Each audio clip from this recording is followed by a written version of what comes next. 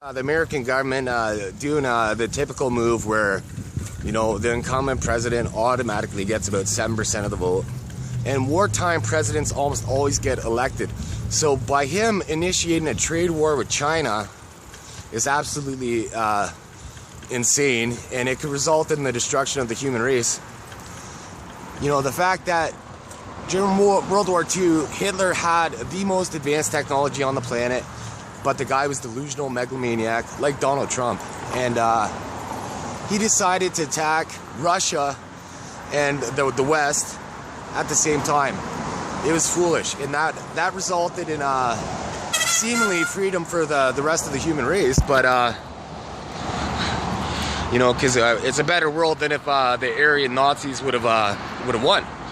So for Donald Trump to provoke a trade war, which is very similar to the fact that prior to World War II, the American involvement, the Americans, they had a trade embargo against Japan with rubber and petroleum. So this forced the country, basically, they were trying to starve the Japanese out. So they, even though the Americans were sucker punched with Pearl Harbor, not really. Because when you have a trade war and you provoke a country, they basically were starving them of oil, trying to cripple their economy.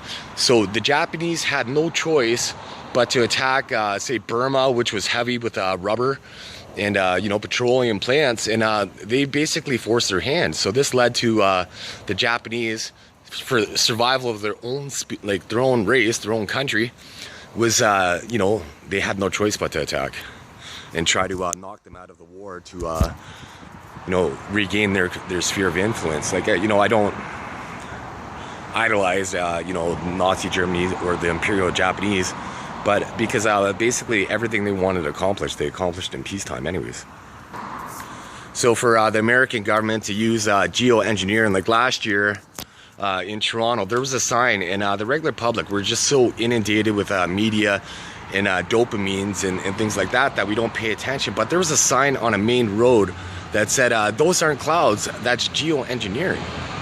And so now I'm like, oh yeah, and then eventually, the artificial intelligence quantum computing machine that controls the weather machine in the States prefers my DNA because it's exotic and it's the only one on the planet.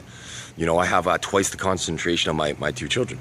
So basically, that enabled me to be able to slow down and manipulate the clouds, which are geoengineered. A few years I wouldn't be able to do this, and to be able to conclusively do it, and once the paper trail comes out, and once the American public sees how much money they spent on trying to stop one man, from basically being able to demonstrate that they're wrecking the planet with the mid-altitude cooling. Where I was in Quebec and Toronto. It was some of the coldest weather that North Americans have seen since the 1800s. Whereas at the polar, at the caps, there was polar thawing, and this doesn't happen, and it's unnatural because there's natural air currents, a natural rhythm of the planet that circulates the air and the water currents, that it would require technology to do this. And if you can look up right there, that tree's dying and there's no leaves on the ground. So this is all technology. And actually right here, this is social services, and look at, there's no construction, but this tree is partially dead because of this covert technology. And will these trees rebound? At this park, there's trees that are hundreds of years old, and are they going to come back next year? Who knows? I was already there. There was 2 trees that they had to cut down because it doesn't make sense. And the grass to be dying like this with the river, all the Great Lakes flooding, it doesn't make any sense. We have more water this year than we normally do, and so the fact that the grass is dying. And if you look in every video, my face looks different. Today I'm looking a little older than yesterday's video.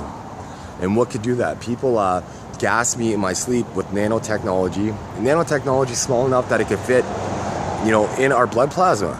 And so the fact that, through covert methods, and I did post a video, my window is right by one of those trees that are dead, right? So there is technology that's able to do it, and also people's cell phone devices. So as soon as somebody leaves a room, you know, all of a sudden I'll feel a dab, right? But what could I do other than try to document and prove it online?